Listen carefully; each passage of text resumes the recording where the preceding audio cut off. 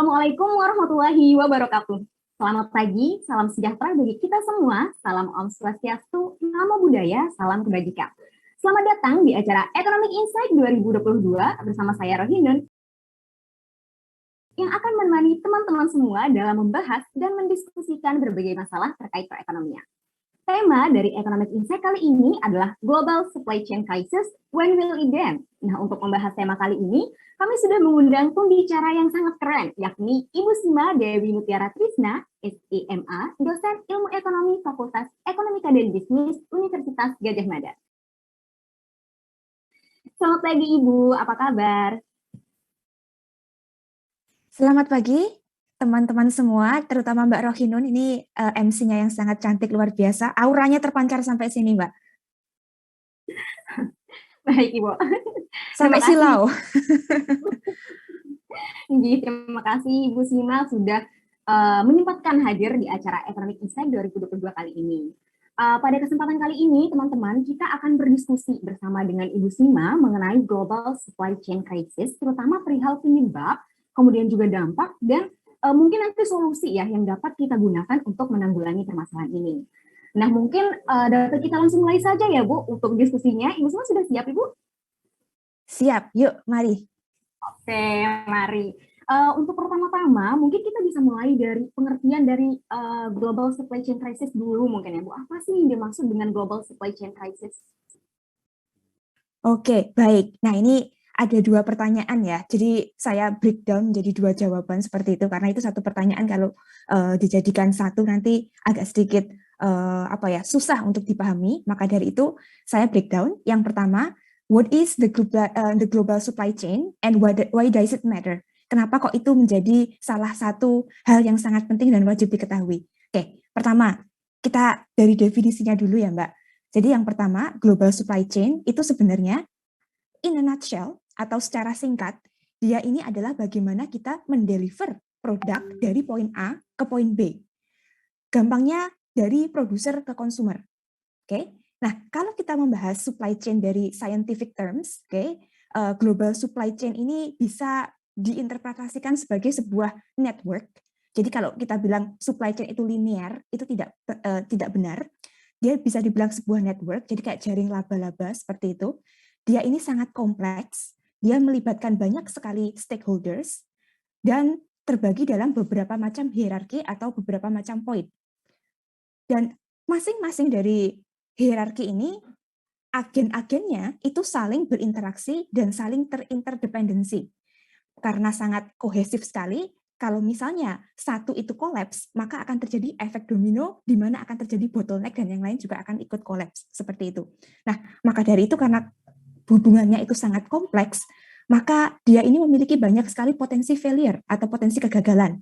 Nah, maka dari itu ketika ada satu shock atau misalnya ada namanya fenomena black swan, fenomena black swan ini adalah sesuatu yang sangat jarang sekali terjadi, tapi kalau ketika dia terjadi, magnitudenya itu bisa mempengaruhi seluruh dunia, seperti itu.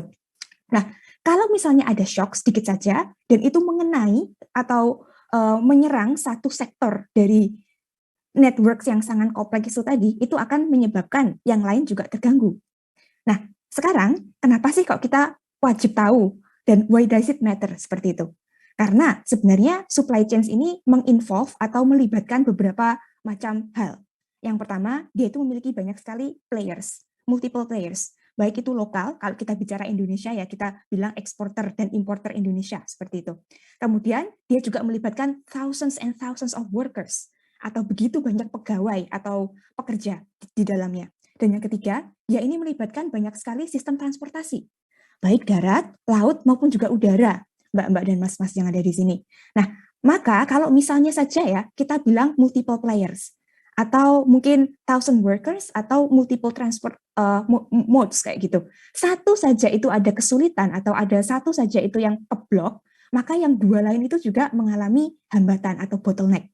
Nah, maka dari itu kita perlu meminimalisasi adanya resiko atau adanya bottleneck di antara beberapa pihak yang terlibat tadi. Ini supaya, kenapa? Semuanya lancar, tidak ada delivery yang terlambat seperti itu. Karena kalau kita lihat misalnya satu produk ya, misalnya kita menggunakan pesawat seperti itu. Ada satu produk yang namanya Boeing, oke, 787 Dreamliner, itu merupakan salah satu pesawat terbesar di dunia, kapasitasnya besar sekali, meskipun itu cuma satu pesawat, dan dia diproduksi di US, tetapi komponennya itu tersebar di 43 negara. Sangat besar sekali. Jadi, itu tempat duduknya pesawat itu juga dibuat di Cina, kemudian misalnya sayapnya itu dibuat di Kanada, dan berbagai macam komponen lainnya. Nah, maka dari itu, ketika misalnya satu pabrik di Cina itu tutup atau ada kendala pengiriman di port seperti itu ya, nah itu akan mencoba atau itu akan mempengaruhi flow dan juga lama produksi dari pesawat Dreamliner ini, dan juga nanti delivery-nya akan terhambat. Nah, maka dari itu kita perlu mengantisipasi bagaimana caranya supaya tidak ada hambatan atau meminimalisasi resiko keterlambatan delivery sebuah barang, seperti itu. Nah, that's why supply chain matters, dan sangat penting karena kalau satu terlambat, maka itu akan mempengaruhi aspek-aspek yang lain, dan tentunya ada banyak efeknya ya, baik secara mikro maupun makro. Baik, jadi itu tadi ya teman-teman sudah dijelaskan oleh Ibu Sima bahwa global supply chain itu adalah bagaimana kita mendeliver produk dari produsen ke konsumen, dan ini itu sifatnya global ya teman-teman.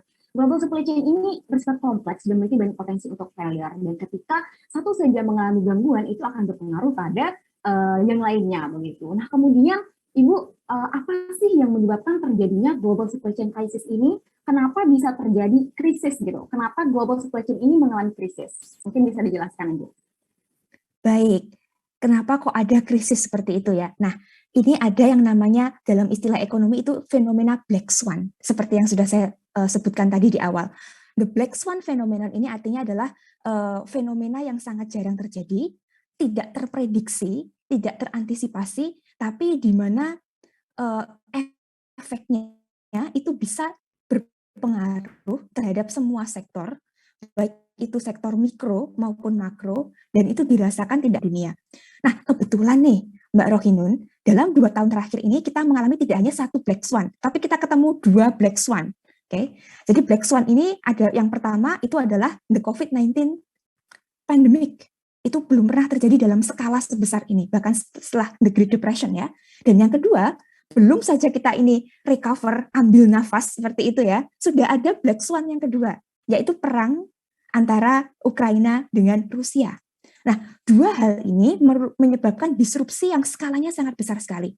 Oke, kenapa? Kita selidiki dulu ya dari penyebab black swan yang pertama, yaitu COVID-19 pandemic. COVID-19 pandemic ini skala disrupsinya besar sekali. Kita lihat dulu dari segi ekonomi, kemudian kita lihat dari segi manajemen atau bisnis, dan yang ketiga kita lihat dari segi political ekonomi ya, bagaimana event ini bisa unfold seperti itu. Nah, yang pertama dari segi ekonomi, dia ini menyebabkan disrupsi tidak hanya pada demand, tetapi juga kepada supplies. Nah, supplies ini biasanya adalah ketika awalnya kita ada pabrik di Cina seperti itu ya, kemudian atau di misalnya di Nepal. Tapi karena adanya social distancing, karena adanya pencegahan persebaran virus, akhirnya aktivitas tersebut dibatasi. Ada yang pabriknya lockdown, ada juga yang jamnya dikurangi, sehingga produksi barang itu tidak sebanyak yang biasanya. Belum lagi nanti kalau ditransport ya, transportasi misalnya dari sebuah port yang ada di Shanghai menuju ke Rotterdam atau menuju ke Los Angeles port. Yang terjadi adalah karena pandemik ini, port itu tidak beroperasi pada full capacity. Akhirnya terdelay lagi. Oke, nah akhirnya ada scarcity di market karena satu, produksinya udah dikit, transportasinya mahal, jauh. Nah, portnya tutup begitu kan. Jadi tidak langsung tersalurkan pada konsumen. Nah, dari segi demand, karena kita kan di rumah terus ya, selonjoran sambil rebahan, kita biasanya langsung suka belanja secara virtual seperti itu. Nah, ini menimbulkan adanya customer behavior yang cukup berubah selama pandemik, kalau dibandingkan dengan sebelum pandemik. Oke, jadi selama pandemik ini selain beberapa konsumsi seperti barang dan misalnya adalah keperluan untuk teknologi itu meningkat, tetapi untuk bidang service itu menurun. Oke, dan jadi di sini ada behavior. Misalnya dulu kita tidak mau invest di rumah gitu ya, tapi sekarang karena kita working from home, akhirnya kita beli rumah, kita beli furniture. That is the change of behavior. Awalnya ngontrak gitu, sekarang jadi beli rumah karena pengen nyaman bekerja dari rumah. Nah, shock dari demand ini kadang-kadang tidak bisa diantisipasi oleh supply. Nah, akhirnya terjadi disrupsi. Nah, sekarang ini juga dari bidang manajemen, logistik, dan operasional, pada sebelum pandemi mereka sudah menggunakan big data. Tetapi sekarang dengan adanya big data itu kan dia dari AI ya, jadi kayak artificial intelligence, dia di training semakin banyak data, dia semakin pintar. Tapi sekarang ada disrupsi data, jadi dia tidak terlalu akurat prediksinya. Kenapa? Karena ada guncangan itu tadi. Dan biasanya logistik sistem itu biasanya kalau dalam skema normal, mereka itu running at high capacity. Oke, dan sekarang dengan adanya penurunan yang luar biasa ini, itu membuat logistik sistemnya juga mengalami penurunan performa dan tidak bisa memprediksi dengan bagus seperti itu. Demand-nya mana yang paling kuat di negara-negara ini dan suppliernya mana saja yang masih bisa beroperasi. Nah, selain itu juga setelah adanya supply dan demand shock, itu juga dieksaserbasi atau diperburuk dengan adanya border closure. Jadi kita tidak bisa mendapatkan bahan dari Cina atau mendapatkan bahan dari Jepang misalnya. Kemudian di beberapa negara berflower atau berkembang, itu belum ada digitalisasi. Maka dari itu mereka tereksklud dari global value chains. Ada juga misalnya kapasitas port yang direduksi, jadi tidak bisa distribusi. Kenapa? Karena supir truknya yang biasa mendistribusikan dari port itu banyak yang tidak bisa bekerja seperti itu karena social distancing. That is very possible. Itu the first black swan. The second black swan itu adalah Russian invasion to Ukraine. Satu, kenapa dampaknya sangat besar? Itu karena Rusia adalah penghasil gas dan minyak bumi terbesar ketiga di dunia. Setelah Amerika Serikat dan Arab Saudi. Nah, karena besarnya ekspor minyak Rusia, banyak sekali negara-negara di dunia itu yang bergantung hidupnya itu kepada gas dan minyak dari Rusia. Karena satu murah, karena dua dia beroperasi secara global. Oke, tapi kemudian adanya perang ini tidak hanya membuat harga minyak Rusia itu skyrocketing. Kenapa? Karena transportasi minyak itu kan biasanya lewat laut atau lewat udara. Banyak sekali yang dari laut itu diblok port-port dari Rusia oleh negara-negara Uni Eropa. Daratan dan juga ini apa namanya the air capacity of Russian itu pun juga diblok. Jadi nggak bisa pesawat itu lewat ini udaranya Rusia. Jadi dia harus detour. Nah, itu juga mempermahal jumlah atau pasokan minyak karena adanya scarcity dan juga ada pembiayaan transport yang lebih tinggi. Yang kedua, Rusia dan Ukraina itu adalah penghasil agricultural products yang sangat signifikan. Kita memang tidak memiliki koneksi langsung dengan Ukraina maupun Rusia dalam hal ekspor-impor, volumenya tidak terlalu besar. Nah, tetapi negara seperti EU atau Uni Eropa, negara di Amerika Utara misalnya, mereka sangat tergantung dengan pasokan atau minyak dari Eropa Timur ini. Nah, karena sekarang ini ada disrupsi pandemik, belum recover, logistik masih belum sempurna alirannya, ditambah lagi invasi. Nah, ini adalah fenomena Black Swan, double Black Swan yang membuat global supply chain ini mengalami krisis yang sangat luar biasa dan mungkin efeknya masih akan terasa dalam beberapa tahun ke depan. Nah, seperti itu panjangnya. Baik, terima kasih Bu Sima. Berarti kenapa bisa terjadi krisis global supply chain itu karena ada yang namanya fenomena Black Swan ya, di mana fenomena Black Swan ini adalah fenomena yang tidak terprediksi, tapi efeknya itu berpengaruh pada semua sektor dan dirasakan oleh seluruh dunia. Dan saat ini kita sedang mengalami double Black Swan, yaitu pandemi COVID-19 dan juga perang antara Rusia dan Ukraina. Baik, berarti karena tadi kita sudah mengetahui ya bahwa global supply chain ini adalah sesuatu yang bisa kita bilang penting ya bagi dunia, dan ketika terjadi Black Swan ini kemudian mengakibatkan terjadinya krisis pada global supply chain. Nah, sekarang apa sih Bu dampak dari krisis pada global supply chain ini? Apa dampak yang dirasakan oleh Indonesia pada khususnya dan juga dunia pada umumnya itu? Oke, terima kasih. Jadi apa sih efeknya dari double Black Swan ini terhadap global supply chain? Nah, pertama, disrupsi ini itu mengakibatkan guncangan dan mengakibatkan disequilibrium, dari segi supply and demand, that's for sure. Impact-nya itu terasa baik di sektor mikroekonomi maupun juga di sektor makro, Mbak Rohinun. Jadi yang pertama, untuk sektor mikro, itu ada shortages atau ada scarcity, dan juga berbagai macam hal seperti delays in shipment, kemudian long production times, itu yang mengganggu aktivitas dari multinational companies maupun SME-SMEs yang biasanya operasinya secara global.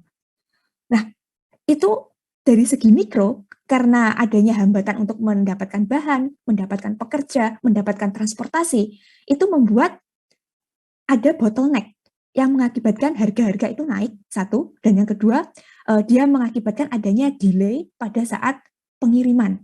Dan itu delay pengiriman itu membuat konsumen itu ketar-ketir. Ya kalau misalnya itu untuk konsumsi pribadi, that's okay. Tapi bagaimana kalau bukan untuk konsumsi rumah tangga, tapi untuk bisnis misalnya. Nah itu kan juga bisa merugikan. Nah akhirnya dari secara mikroekonomi, konsekuensinya adalah lower profit for multinational company dan juga untuk SMEs. Nah lower profit ini kalau dalam jangka waktu singkat, maybe it's okay. Tapi sekarang sudah berlangsung pandemi 2 tahun. Krisis di Ukraina sudah lebih dari 2 bulan, hampir 2 bulan. Nah ini bisa mengakibatkan SME sini banyak yang bangkrut. Banyak company yang mungkin harus melay off pekerja-pekerjanya. Nah ini kan juga nggak bagus untuk GDP misalnya. Oke, nah dari sana aspek mikro ini itu bisa di skala besarkan, dengan helikopter view menuju konsekuensi secara makro. Konsekuensi secara makro jelas karena adanya scarcity, akhirnya harga-harga naik. Harga naik konsekuensinya pasti inflasi tinggi. Kalau inflasi tinggi berarti akan ada penurunan volume ekspor dan impor. Oke, dan kalau misalnya ini berlangsung lama, maka yang terjadi adalah untuk mengefisiensikan produksi, maka akan ada layoff juga atau peningkatan dalam hal unemployment. Dan itu sangat tidak bagus untuk kesehatan ekonomi in the long run. Oke, jadi sekarang ini kalau kita lihat supply chain itu menjadi awalnya tahun 2017 itu adalah sesuatu yang dijadikan jargon gitu ya. Global supply chains, the champion, kita adalah pemimpin digitalisasi, kita pemimpin artificial intelligence, kita pemimpin di automatizations, just in time delivery, kita adalah pokoknya segala yang mengembodi industri 4.0. Fast forward ke 2022, sekarang ini supply chains itu menjadi meme, jadi guyonan seperti itu ya. Dia ini diibaratkan adalah sebuah kapal yang seperti sangat sederhana dari kayu gitu ya. Dia itu melayang-layang gitu di lautan, tidak tahu kapan akan sampai ke tujuan karena sangat lambatnya. So that speaks volume. Bagaimanakah efek dari supply chain crisis ini terhadap sektor makro maupun sektor mikro? Baik, jadi global supply chain crisis ini menyebabkan guncangan dan juga disequilibrium ya, baik itu pada sektor mikro maupun makro. Pada mikro misalnya itu mengakibatkan terjadinya scarcity atau kelangkaan, yang mana hal ini mengganggu perusahaan dan juga UMKM, mengakibatkan kenaikan harga dan juga delay pengiriman. Dan perusahaan-perusahaan dan juga UMKM akhirnya mengalami lower profit ya Ibu, dan perusahaan terpaksa harus mengurangi pengangguran, yang mana hal ini berpengaruh pada sektor mikro, pada sektor makro, yang mengakibatkan terjadinya peningkatan pengangguran karena perusahaan harus mengurangi para pekerjanya begitu. Kemudian juga harga-harga yang kayak tadi itu mengakibatkan inflasi pada sektor makro begitu ya Bu. Ternyata global supply chain crisis ini itu memberikan dampak yang besar sekali ya teman-teman bagi perekonomian. Nah selanjutnya Ibu melihat dampak dari global supply chain crisis ini, apa solusi yang dapat dilakukan oleh pemerintah Indonesia pada khususnya Ibu dan juga stakeholder dunia untuk menanggulangi permasalahan dari global supply chain crisis ini?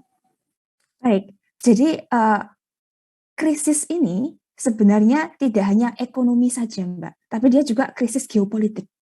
Oke, karena sebelum kita menghadapi dual black swan ini, kita sudah berhadapan dengan geopolitik antara China dengan Amerika Serikat, yaitu trade war atau perang dagang. Sampai sekarang dia masih berlangsung. Itu adalah underline di mana kita memulai analisis kita ya.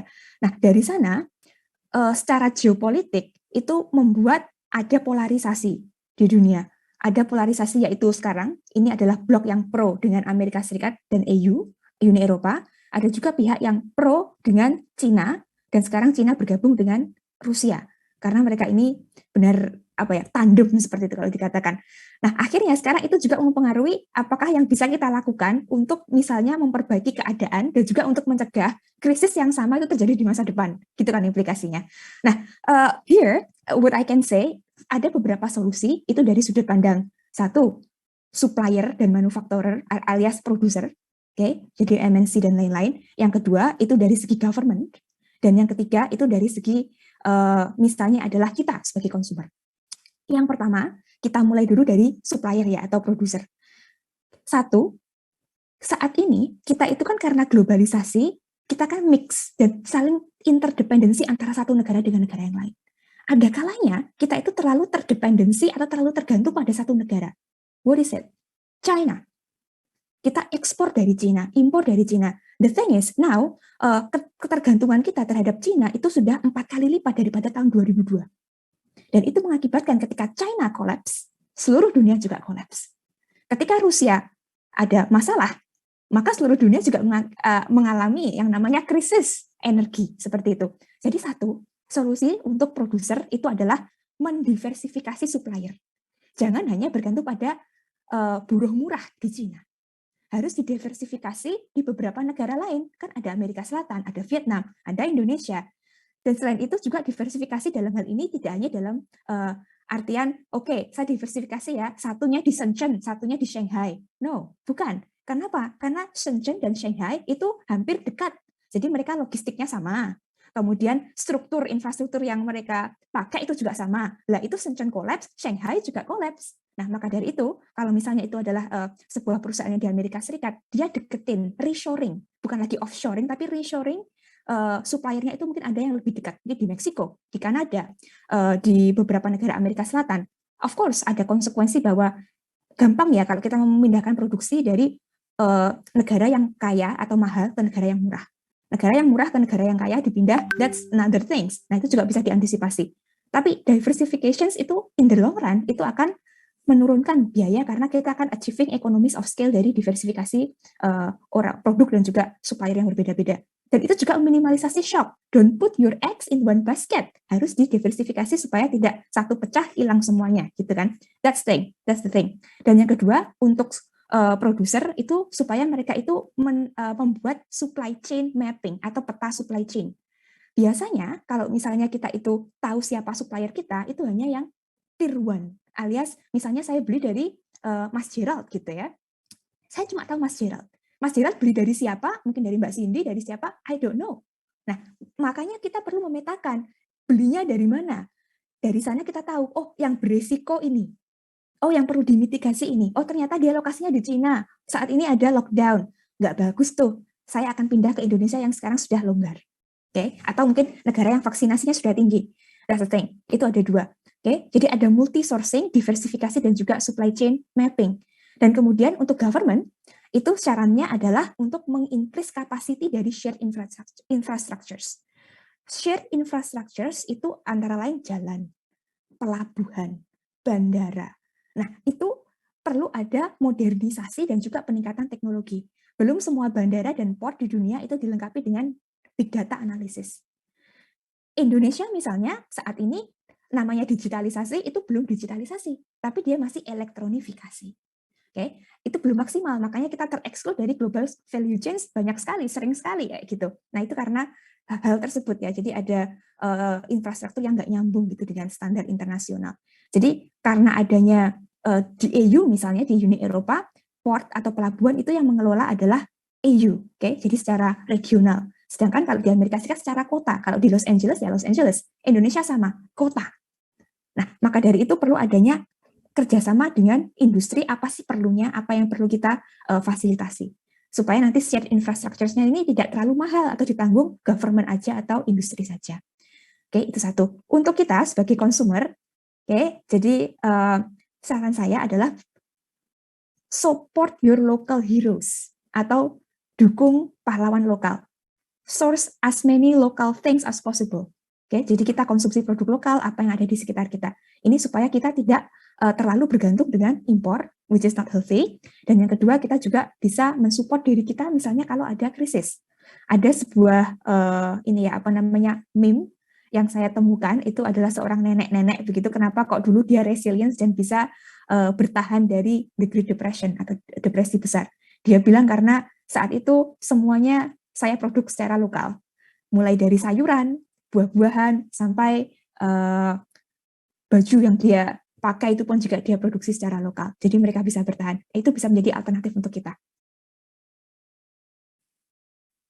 Baik, sudah jelas banget ya Ibu. Berarti ada beberapa solusi yang dapat kita lakukan untuk menanggulangi global supply chain crisis ini, ya, dilihat dari segi supplier, kemudian juga government dan consumer. Nah, dari segi supplier sendiri, di antaranya itu adalah mendiversifikasi supplier, jangan hanya bergantung pada satu supplier gitu ya Bu, kemudian juga membuat peta supply chain sehingga kita dapat mengetahui mana supplier kita yang beresiko dan lain sebagainya.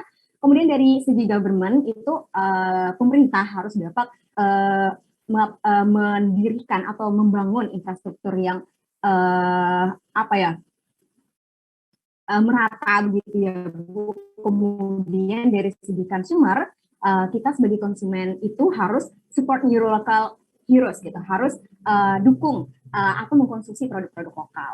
Baik, berarti kita tadi sudah mendiskusikan apa itu yang dimaksud dengan global supply chain, kemudian juga bagaimana global supply chain ini dapat mengalami krisis, dan kemudian apa sih penyebab-penyebab terjadinya krisis untuk global supply chain ini, dampak yang ditimbulkan dari krisis ini, dan kemudian juga solusi apa yang dapat dilakukan oleh pemerintah maupun oleh stakeholder global untuk menanggulangi permasalahan yang timbul dari global supply chain crisis ini. Nah, mungkin saya akan sedikit menyimpulkan ya, akan sedikit mengulang kembali apa yang sudah disampaikan oleh Ibu Sina tadi. Yang pertama, global supply chain itu adalah bagaimana kita mendeliver produk dari produsen ke konsumen, dan global supply chain ini bersifat kompleks dan memiliki banyak potensi failure, sehingga supply chain ini sangat penting karena ketika satu saja mengalami gangguan itu akan berpengaruh pada yang lainnya. Dan kemudian apa sih yang menyebabkan terjadinya krisis pada global supply chain? Itu ada yang namanya double black swan, di mana ini itu yang pertama adalah pandemi COVID-19, yaitu adanya COVID-19, dan yang kedua adalah invasi yang dilakukan oleh Rusia terhadap Ukraina. Kemudian apa sih yang menjadi dampak dari krisis global supply chain ini? Yang pertama dari segi mikro, dan yang kedua adalah dari segi makro. Jadi keduanya itu terpengaruh oleh adanya krisis dari global supply chain ini. Pada segi mikro misalnya, perusahaan itu harus terpaksa untuk mengurangi pekerjanya, dan kemudian juga perusahaan-perusahaan dan UMKM mengalami pendapatan yang lebih rendah, dan sehingga hal ini mengakibatkan pada segi makro terjadi lebih banyak pengangguran dan terjadi inflasi karena adanya kenaikan harga. Kemudian solusi yang dapat dilakukan adalah dapat dilihat dari segi supplier, kemudian dari segi government, dan dari segi consumer. Dari segi supplier sendiri, perusahaan-perusahaan itu dapat melakukan yang namanya diversifikasi dan juga membuat peta supply chain. Kemudian dari segi government dapat melakukan share infrastruktur, dan juga dari segi consumer, kita sebagai konsumen itu seharusnya dapat lebih mencintai produk-produk lokal. Oke, nah jadi ada satu one last question nih untuk Ibu Sima dari saya, sesuai dengan tema diskusi kita kali ini, yaitu Global Supply Chain Crisis, when will it end gitu kan. Apakah kira-kira global supply chain ini akan selesai, Bu? Atau kapan sekiranya ya masalah ini itu dapat selesai gitu, Ibu? Oke, ini pertanyaan yang susah Mbak Rohinun. Saya perlu melihat bola kristal dulu ya untuk mencari petunjuk. Jadi kalau kita lihat, ada dua skenario. Ada skenario optimistik, ada juga skenario yang agak sedikit menantang seperti challenging scenario. Jadi kalau kita lihat, satu optimistik skenario ini adalah kelihatannya, kalau kita lihat dari sekarang banyak yang sudah pulih, banyak yang sudah kembali ke kantor dan lain-lain, supply chain crisis ini kemungkinan akan kembali kepada fase semi-normal. Semi-normal itu pada pertengahan 2022. Nah, tapi kalau ingin yang full recovery, itu kira-kira akan takes time 2-3 tahun mendatang. Nah, itu untuk bisa normal kembali. Dengan asumsi bahwa perang di Ukraina dengan Rusia itu berlangsung short term. Oke, kalau long term, it's going to change a lot. Dan yang kedua adalah semua negara itu sudah vaccination rate-nya itu sudah 90% ke atas. Nah, itu akan kembali lagi menjadi full capacity untuk global supply chain-nya.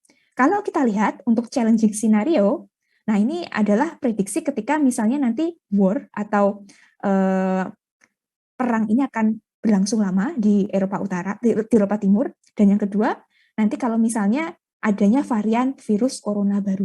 Nah, itu akan membuat recovery itu menjadi semakin panjang. Kira-kira mungkin ya 5 tahun ke depan atau 6 tahun ke depan untuk bisa full recover seperti sebelum pandemi. Jadi ada 2 skenario. Nah itu dua-duanya adalah untuk memprediksi kira-kira short term sama dengan juga long run seperti apa. Baik, jadi bisa kita bilang kalau global supply chain crisis ini agak sulit begitu ya Bu untuk kembali ke full recovery atau seperti sedia kala. Ada 2 skenario tadi, yang pertama adalah optimistic skenario dan juga ada challenging skenario, di mana untuk optimistic skenario ini kemungkinan untuk kembali pada fase semi normal adalah pada pertengahan 2022, dan untuk full recovery itu akan membutuhkan waktu 2-3 tahun kemudian, dengan asumsi perang Rusia Ukraina yang terjadi saat ini itu berlangsung secara short term gitu, berlangsung dalam jangka pendek dan tidak dalam jangka panjang, dan juga vaksinisasi rate itu sekitar 90% ke atas. Dan kemudian untuk challenging skenario ini kita mengasumsikan atau apabila ternyata perang antara Rusia dan Ukraina ini berlangsung lama dan ada varian baru dari COVID-19, global supply chain crisis ini kemungkinan akan sangat sulit untuk full recovery gitu ya, atau untuk kembali normal. Kemungkinan itu akan membutuhkan 5-6 tahun gitu. Baik, jadi teman-teman tadi kita sudah mendiskusikan banyak sekali hal ya bersama Ibu Sima terkait dengan global supply chain crisis, dan kemudian tadi juga kita sudah mengetahui bahwa ada optimistic skenario dan juga ada challenging skenario. Nah, bagaimana Ibu kalau misalnya sekarang kita diskusinya berdasarkan positive mood sih? Kira-kira dampak positif apa sih yang dapat kita lihat atau dapat kita peroleh dari adanya global supply chain crisis ini, dan kira-kira indikator apa saja yang dapat kita lihat saat ini untuk dapat segera menemui titik terang dari krisis global supply chain ini? Oke, terima kasih untuk pertanyaannya. Jadi kalau kita lihat silver linings atau the good news, the positive sides from the global supply chains, itu ada beberapa hal. Sebenarnya ada 2 yang paling penting. 1, itu adalah ada akselerasi inovasi dan juga digitalisasi. Saat ini Pos Indonesia itu sedang menyeragamkan bagaimanakah tracking dan tracing yang bagus. Satu sistem.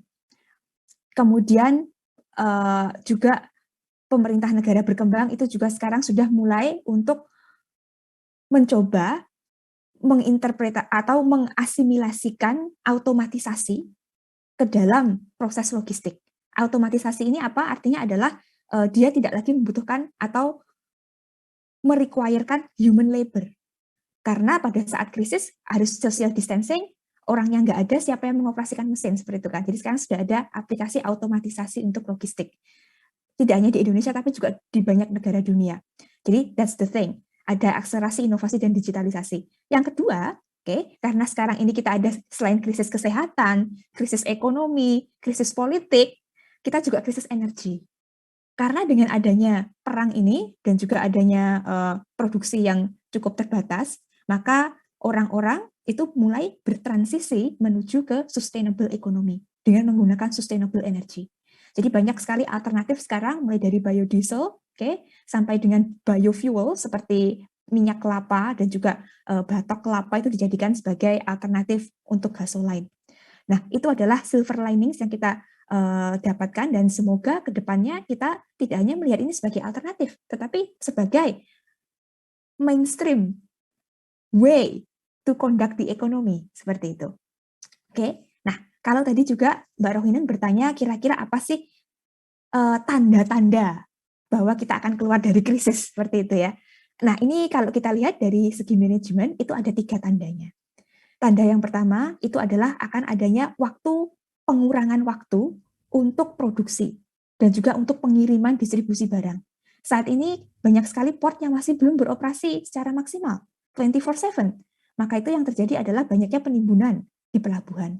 Banyaknya kapal yang tidak bisa merapat ke pelabuhan karena adanya pembatasan dan lain-lain. Nah, kalau misalnya sekarang ini waiting time-nya itu bisa berkurang, nah itu merupakan tanda-tanda global supply chain sudah mulai lancar kembali. Yang kedua, itu adalah adanya pengurangan global freight rates. The global freight rates itu sudah meningkat kira-kira 3 kali lipat selama 2 tahun terakhir ini. Awalnya itu $3.000 per ton, sekarang menjadi $9.000 per ton. Nah, kalau misalnya sekarang ini sudah mulai lancar kembali, kemungkinan dia akan menurun. Jadi harga global freight rates-nya per ton itu akan tidak 9.000, tapi mungkin 8.000, 7.000, atau 5.000. But something for sure, it will not go back ke 3.000 seperti sebelum pre-pandemic. Oke. Yang ketiga, itu adalah adanya penurunan harga minyak mentah atau crude oil. Karena saat ini kan harganya gila-gilaan, pernah minus pada saat pandemi, tapi sekarang naik lagi.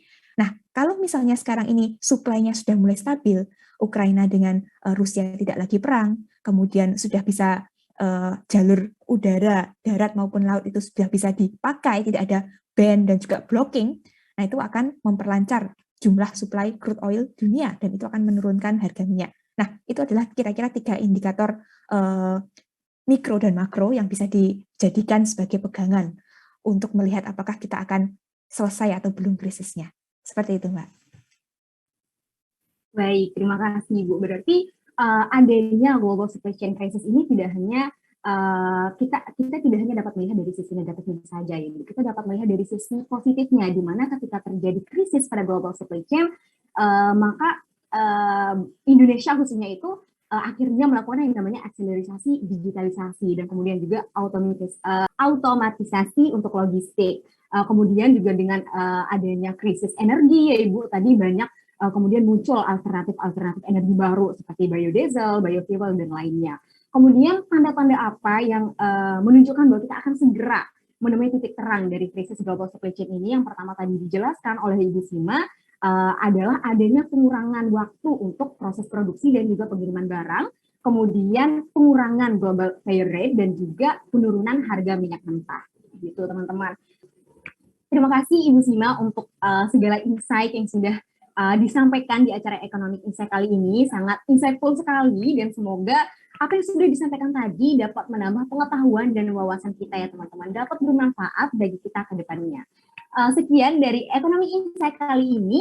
Akhir kata saya ucapkan terima kasih dan sampai jumpa kembali di acara Economic Insight berikutnya.